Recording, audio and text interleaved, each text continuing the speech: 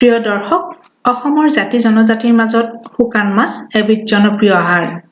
ইয়াক বিভিন্ন জুতিৰে ৰান্ধি খোৱা হয়। আজি মই দেখুৱাবলৈ লৈছোঁ শুকান বামলা মাছৰ ৰন্ধন প্ৰণালী। ইয়াৰ বাবে প্ৰয়োজন হ'ব বামলা মাছ 4টা, চাহ চামুচেৰে নহৰু বটা 1 চামুচ, জলকীয়া বটা 2 চামুচ, জিৰা বটা 1 চামুচ, চাহ চামুচেৰে 5 চামুচ ৰিফাইন অইল আৰু মিহিকৈ কাটি লোৱা ডাঙৰ পিঁয়াজ এটা, হালধি আধা চামুচ আৰু নিমখ আধা চামুচ বা সোৱাদ অনুযায়ী। এতিয়া বামলা মাছ 4টা 1.5 ইঞ্চিমান দীঘলকৈ কাটি ল'ব। কাটোতে মূৰৰ অংশটো পেলাই দিব। এতিয়া পাত্ৰ এটাত পানী গৰম কৰিব আৰু পানীখিনি শুকান মাছখিনিৰ ওপৰত ঢালি দিব।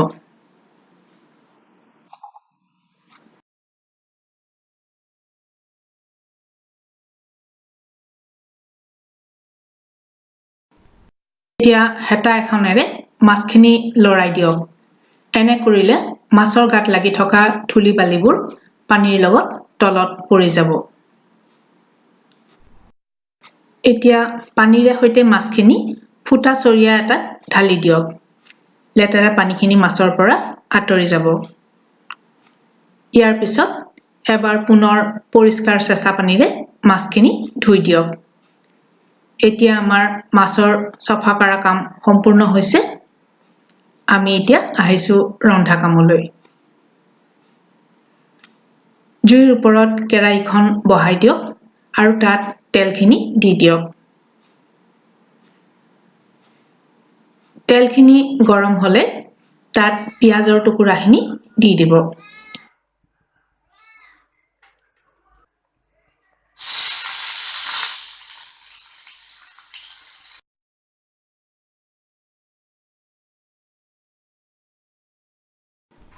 এতিয়া তাত জিৰা বটাখিনি দিয়ক। তাৰপিছত দিয়ক জলকীয়া বটাখিনি।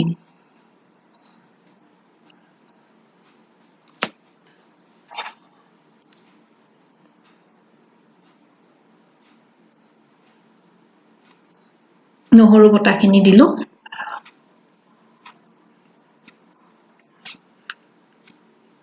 এতিয়া হালধি আৰু নিমখ দিব লাগিব।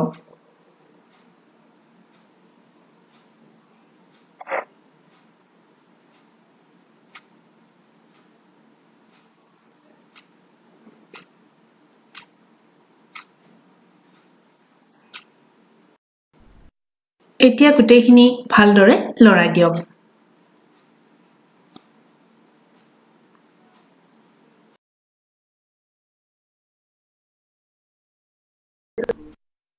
নহৰু পিঁয়াজৰ ভজাখিনি শুকাই গ'লে অলপ পানী দিব।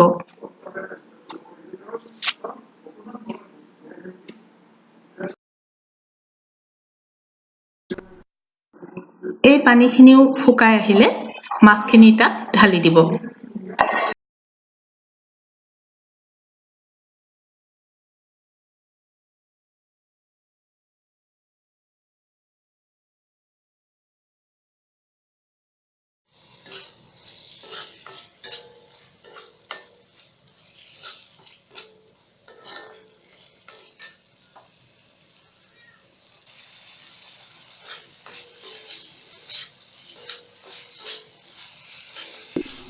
শুকান মাছখিনি ভালদৰে ভজা হ'লে ইয়াত পানী দি ভালদৰে সিজিবলৈ দিব। পানী 1 গিলাচ আৰু অলপমান দিব।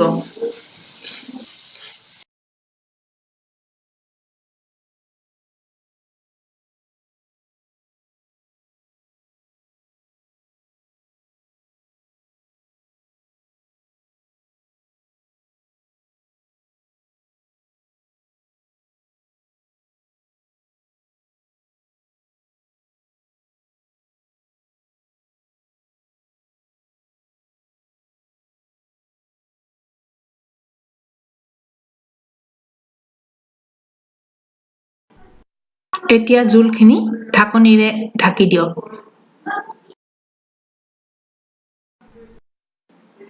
মাজে মাজে ঢাকনি গুচাই জোলখিনি ভালদৰে লৰাই দিব।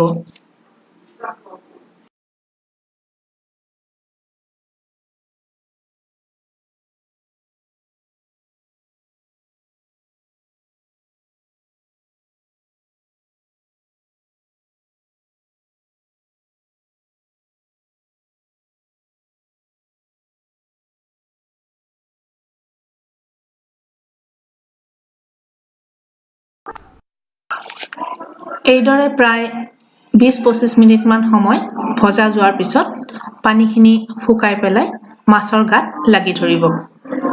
এয়া মোৰ মাছখিনি সম্পূৰ্ণ হৈছে। খন্তেক পিছতেই মই এই মাছৰ ভাজিখিনি নমাই থ'ম। এয়া হৈছে শুকান মাছ বামলাৰ ভাজি। প্ৰিয় দৰ্শক, আপোনালোকলৈ অশেষ ধন্যবাদ এই ভিডিঅ'টো চোৱাৰ বাবে।